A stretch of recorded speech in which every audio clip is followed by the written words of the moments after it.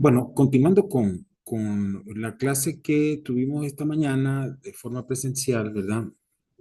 Nosotros, a través de la gráfica de relación de vacíos versus esfuerzo normal aplicado, nosotros también podemos hallar un parámetro eh, llamado un factor de compresibilidad volumétrica A sub B, llamado A sub B, en centímetros cuadrados sobre kilos, como tal. Y este está dado por la secante que pasa por dicho punto. Es decir, nosotros tomamos dos puntos de acá, ¿verdad? De la curva, en escala natural, ¿verdad? Y podemos determinar el factor de compresibilidad volumétrica. A ver, nosotros podemos determinar acá el gráfico del libro del profesor Castelletti, donde se toman dos puntos, ¿verdad? Pero sí que estos puntos estén exactamente en la compresibilidad del suelo. Es las nuevas cargas o los nuevos esfuerzos que él está resistiendo. Allí deberíamos tomar esos dos puntos, por ejemplo, sigma 1, un punto, sigma 2, relación 2 para sigma 2. Y con esos valores, ¿verdad? Podemos representar que es el factor o el coeficiente de compresibilidad volumétrica, que sería E2 menos E1 entre sigma 2 por sigma 1. Esta mañana les dije que es la forma, en este caso se habla de la similitud a una circunferencia, pues eso sería el valor de la secante. Por tanto, A sub sería menos delta E, ¿verdad? Menos delta E entre delta sigma, ¿verdad? Siendo E1 mayor que E2, por tanto, aquí está dando un valor negativo como tal. El valor es, perdón, centímetros cuadrados por kilo. Centímetros cuadrados por kilo. Visto que delta sigma es kilogramos sobre centímetros cuadrados, pero al final se invierten las unidades porque el centímetro cuadrado sube eficiente o factor de compresibilidad volumétrica como tal. Entonces, fíjense, aquí podemos ver la gráfica relacional. Ahora bien, veremos acá.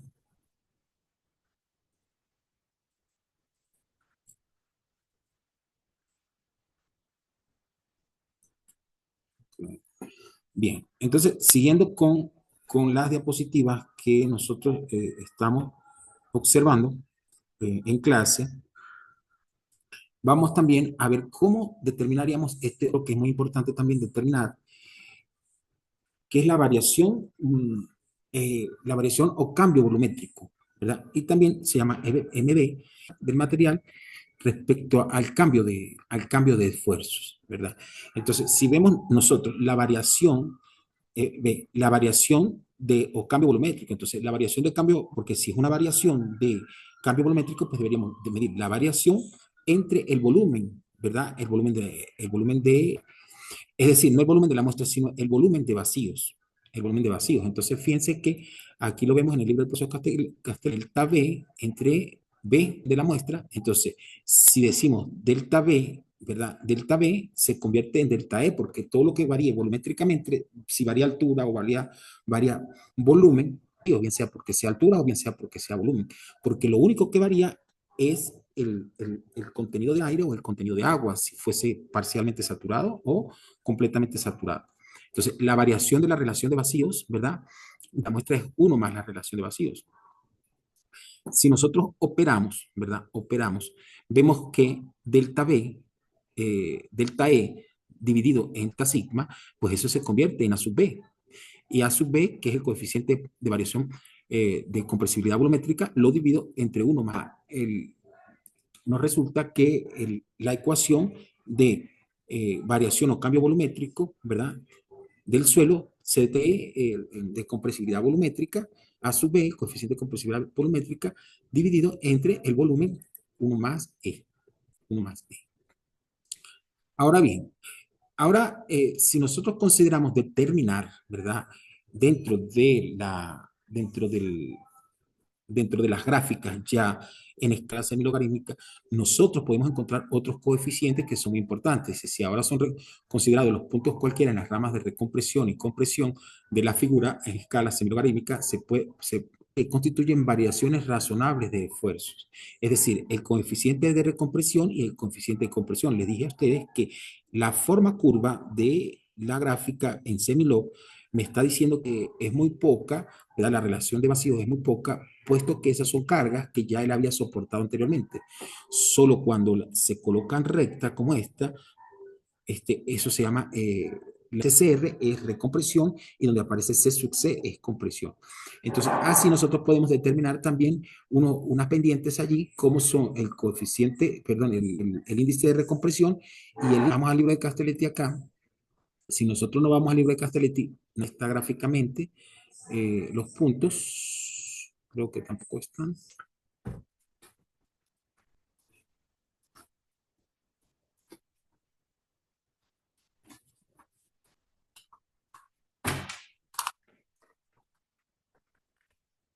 Cambiando aquí de ratón porque el anterior no me sirve.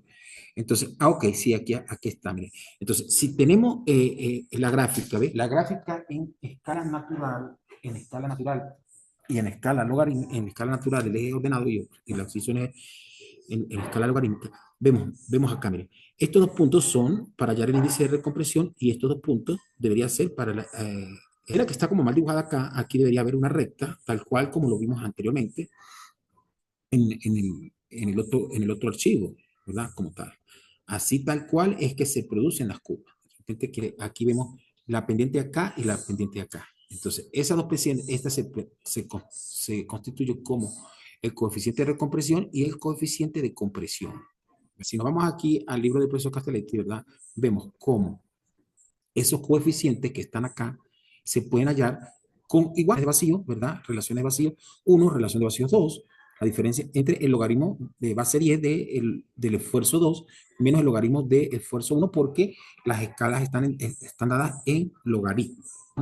Este sería el coeficiente de compresión, el coeficiente de compresión y fíjense que por acá aparece uno nuevo que no está anteriormente, que es el coeficiente eh, de expansión o índice de expansión. A ver, el índice de expansión que aparece acá, ¿ve? Índice, ¿por qué? Porque fíjense, si nosotros estamos hallando acá en esta gráfica como tal, acá, a ver, descargamos el material y él se expande solito, ¿verdad? Esta parte le estamos tomando un índice también, ¿verdad? Una diferencia de pendientes acá entre 2 y 1, y como ahí es el momento en que el suelo descargándose, él se recupera de relación de vacíos, estoy quitando las cargas, pero relación de vacíos regrese hasta cierto punto. Por tanto, aparece este índice de, como tal, aparece el índice de expansión, que es el que nosotros tenemos acá abajo. Entonces, son términos, como se dice, muy importantes, el cálculo de los asentamientos. Entonces, al igual que la diapositiva anterior, pues también habla ahora sobre tipos de consolidación. A ver, aquí dice, entonces dice, es la reducción gradual del suelo por compresión debido a cargas estáticas. También puede darse por pérdida de aire o de agua o por un reajuste del conjunto. Este sería el estado inicial donde el suelo no tiene ninguna carga. Si nosotros colocamos una carga sobre él, comienza la salida del agua, ¿verdad? Y él lo va haciendo lentamente, disminuye el suelo. Si coloco 5 toneladas, se disminuye más, y si coloco 10, ese es el proceso de consolidación. Ahora, si yo descargo 10 toneladas, el suelo se recupera, ¿verdad? Una cierta proporción, pero el suelo no se va a recuperar hasta llegar a la condición inicial, que sería esta que está acá. Entonces, dice acá, constituye un proceso de limos plásticos provocados por la actuación de solicitaciones de carga, o sea, es decir, las cargas que se están colocando, unas 5, 10, etcétera, etcétera, sobre su masa. ¿Y qué ocurre en el transcurso de reducción de volumen? Producen asientos, es decir, hundimientos verticales en la estructura que pueden llegar a comprometerlas si se producen con gran amplitud, es decir, hay que evitar que se produzcan con gran consolidación, puede distinguirse la consolidación primaria, la consolidación secundaria y la consolidación instantánea como tal. Y definimos lo que es la consolidación primaria, secundaria e instantánea, ¿verdad? Es todo proceso es todo proceso que signifique disminución de volumen en la masa. Se pueden distinguir tres procesos. El proceso de consolidación instantánea, que ocurre en el suelo no saturado, ¿verdad? Más de aire, es decir, acá el material expulsa el aire, ¿verdad? Como tal, y el suelo permite una disminución de su volumen, disminución volumétrica, ¿verdad? Casi de forma instantánea, pero es dependiendo de este, el tipo de suelo, ¿verdad? Ahora, la consolidación primaria dice que es un proceso hidrodinámico, es decir, que es movimiento de agua. Anterior de teoría de esfuerzo en los suelos, nosotros vimos que el movimiento del agua en la permeabilidad, perdón, en permeabilidad vimos cómo el agua puede ser hidroestática o hidrodinámica. Entonces, dentro del medio poroso, en el proceso hidrodinámico, que significa la disipación de la presión de poro que vimos en la parte de esfuerzos, ¿verdad? Y su transferencia en esfuerzo efectivo. La expulsión del agua se reacomodan, ¿verdad?, a posiciones más estables. Producen disminución de volumen, por tanto, el asentamiento más significativo del proceso, y por tanto, el asentamiento más significativo del proceso con el ojo del agua, ¿verdad? No va a salir toda el agua porque hay un agua remanente que va a pasar a la secundaria, consiste en el proceso de mayor y mejor reacomodo de partículas de posiciones más estables, significa la movilidad diferido en mayor grado y con respecto al tiempo. ¿Por qué habla de agua más altamente viscosa? Porque tiene muy poco espacio y por tanto se hace como mucho más viscoso para poder atravesar el suelo como tal. Entonces, ese proceso es el que tarda más tiempo, ¿verdad?, en desalojar la cantidad de agua dentro del medio poroso. Dentro del medio poroso. De consolidación de Terzaghi, pues darle una leidita a ver qué tanto alcanzan a entender de esta teoría como tal. Pero de esta teoría, que es la misma que saltar a ver lo que estamos tratando de explicar, quiero tratar de explicar no las ecuaciones, sino le voy a tratar de explicar lo que es el proceso de desalojo del agua, que significa la disipación de la presión de poro. A ver, vamos a ver acá esta gráfica que está acá, y fíjense, tenemos un estrato, ¿verdad? Un estrato que tiene su propia, ¿cómo se llama? Sería lo que está aquí en amarillo, ¿verdad? El esfuerzo total que está en el amarillo. Y esto que se llama delta P, se está colocando, estas flechas hacia abajo indican que le estamos colocando una sobrecarga al suelo. Entonces vemos que este es un suelo que dice que el drenaje es por la cara superior, es decir, que este elemento no tiene drenaje, no tiene drenaje. Tal cual como lo presenta acá en la diapositiva esta, que está acá, dice frontera impermeable, frontera impermeable. Está acá, es del profesor Castelletti y no está identificada en la gráfica como delta P, pero aquí sí aparece. Es más fácil explicar por acá ¿cómo se llama? La, la forma como drena el agua, ¿verdad? Y cómo es el comportamiento de la presión de poro. Entonces, fíjense, dentro del estrato, si lo coloco una carga adicional, esto aumenta notablemente el esfuerzo, ¿verdad? Al final, y lo mayora, y fíjense que delta P sería la diferencia esta, delta P, que aparece acá en la gráfica del profesor Castro. Entonces, ese sería delta P, ¿verdad?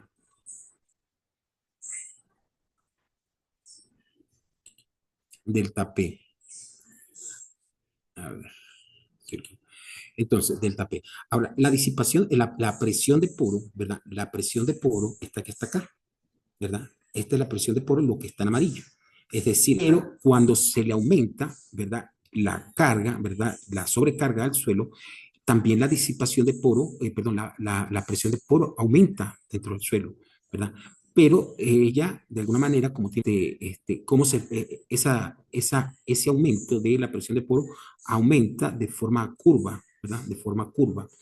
Y aquí, este que está acá es la presión efectiva, no sé por qué no aparece acá, pero la presión total menos la presión de poro, ¿verdad? Menos la presión de poro. En un tiempo cero, ¿cómo sería? En un tiempo t, si vemos acá, para T0, delta P sería igual a U, para un tiempo T, delta P sería la presión de poro más el delta de esfuerzo, y para un tiempo al infinito, mayor del infinito, pues delta P sería delta sigma, y U sería igual a. Ve que vean esta gráfica, cómo la presión de poro se comporta cuando la disipación o la salida del agua es hacia arriba. Veamos ahora cómo sería cuando, mismo contexto del dibujo, pero el agua en la parte de abajo drena y hacia arriba drena. ¿Sí? Drena. Entonces, fíjense, la presión total es igual, el delta P aumenta, pero fíjense el cambio de la presión de poro, la presión hacia abajo y cuando disipa hacia arriba, ¿verdad? Entonces, pasa lo mismo, pero la disipación es distinta. Eso quiere decir, entre la disipación de la presión de poro es más rápida en el caso que el drenaje por ambas caras. Y en el laboratorio, cuando nosotros, digamos, estuvimos hablando sobre la consolidación, yo les decía que sí era importante reconocer esta condición para poder ejecutar el ensayo en el laboratorio, el ensayo quede muy bien realizado, si no se toma en cuenta si está drenando por una cara o por dos caras, en la condición real, en campo, no pudiéramos obtener valores precisos como tal. Entonces pueden analizar, esta es la misma, aquí está delta P, presión de poro, en este caso, ¿verdad? Cuando la frontera es impermeable, cómo es el esfuerzo total y cómo es el esfuerzo efectivo, que sería la resta de este total menos este, como tal. Vamos a ver si por aquí se ve el otro caso, ¿verdad? No se ve como en el caso del libro del profesor Castelletti, que se ven los dos casos. Bueno, por tanto, yo pienso que hasta aquí sería, me faltó terminar en la clase de esta mañana y por tanto, pues estoy mostrándoselas como tal. Hay otras cositas que leer, ¿verdad? Traten de leer para que entiendan el tema y esto sería lo que evaluaríamos el día del examen como tal. Entonces, bueno, espero que hayan entendido. Cualquier sugerencia, cualquier pregunta, pues me pueden notificar a través del WhatsApp.